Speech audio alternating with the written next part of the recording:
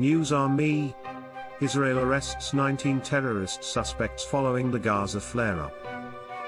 Israel says it has arrested 19 Palestinian groups of Islamic Jihad members in raids across the occupied West Bank. The charges happened after Israeli planes hit targets in the Gaza Strip. 11 people, including a child and the leader of the Pij, Tayseer Jabari, have been killed in the airstrikes. Israel said the strikes were done because the group posed an immediate threat. Overnight, dozens of rockets were fired from Gaza into Israel, but most of them were stopped by the Israeli military. The latest violence is the most severe flare-up between Israel and Gaza in just over a year.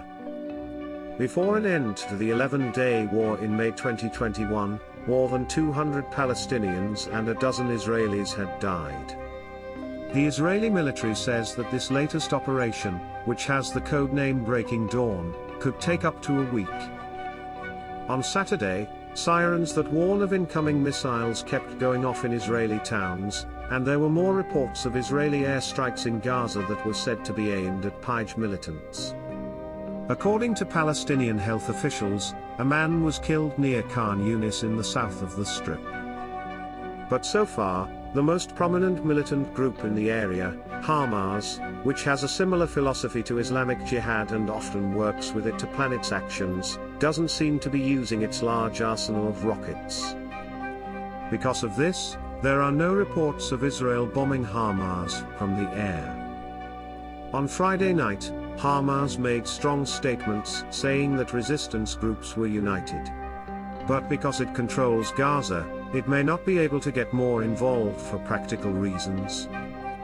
Life in the Palestinian territory has become much harder in the past week after Israel closed its crossings with Gaza amid fears that Islamic Jihad would retaliate for arresting one of its leaders in the northern West Bank. Hamas plans could change if the number of civilian deaths in Gaza increases quickly. It would quickly get a lot worse if it decided to join the fighting. If things stay this way, Egypt, which often acts as a mediator between Israel and Gaza, might have a better chance of finding a way for the two sides to stop fighting.